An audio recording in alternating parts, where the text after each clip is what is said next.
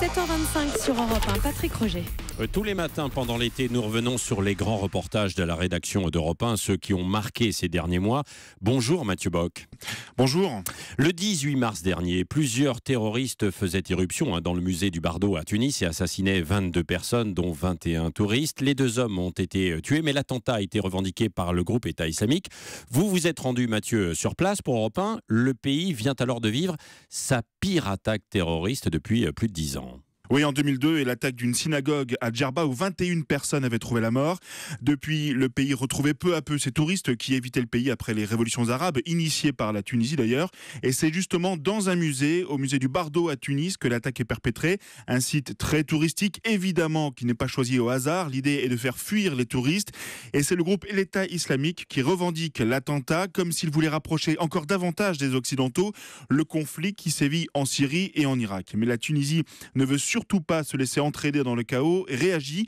Le pays a tenté de mobiliser le monde entier, comme la France l'avait fait après les attentats de Charlie Hebdo, avec cette marche des dirigeants dans les rues de Paris. Un slogan est même né, le monde est Bardo, en référence à Je suis Charlie. François Hollande était présent à cette marche 10 jours après les attentats, ainsi que Matteo Renzi, Mahmoud Abbas ou Abdelmalek Sellal, le Premier ministre algérien.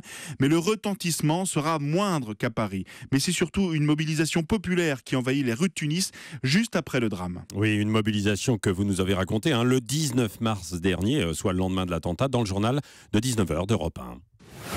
En approchant du bâtiment gigantesque aux murs blancs bordés de palmiers, les manifestants s'accroupissent et prennent en photo les taches de sang recouvertes de sable.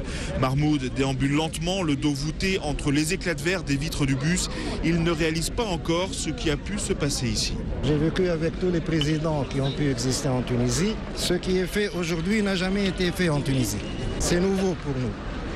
Voilà, tout ça me fait penser, me fait passer plein de choses dans la tête. Derrière de grandes banderoles où l'on peut lire « La Tunisie restera debout », Samira, un drapeau dans les cheveux, hurle sa révolte à l'attention des terroristes évidemment, mais aussi des politiques. Vous voulez être au pouvoir, voilà, prouve-le, il faut éliminer les terroristes. Donc ce gouvernement a des comptes à rendre pour le peuple tunisien, pour les morts d'hier, que ce soit des Tunisiens ou bien des étrangers aussi. Donc ce sont des êtres humains.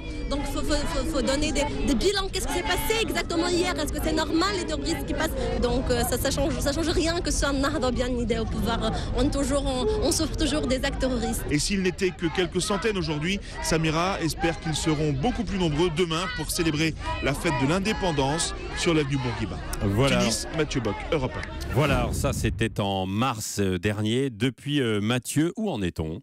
Eh bien malheureusement, la situation a empiré. Le 26 juin dernier, un nouvel attentat frappait la Tunisie, encore une fois à travers un site touristique. Un terroriste a tué près d'une quarantaine de personnes, principalement des Occidentaux, venus passer leurs vacances sur la plage de Sousse. Les derniers touristes qui étaient venus passer leurs vacances en Tunisie, afin de soutenir le pays, ont donc fui et sont rentrés chez eux.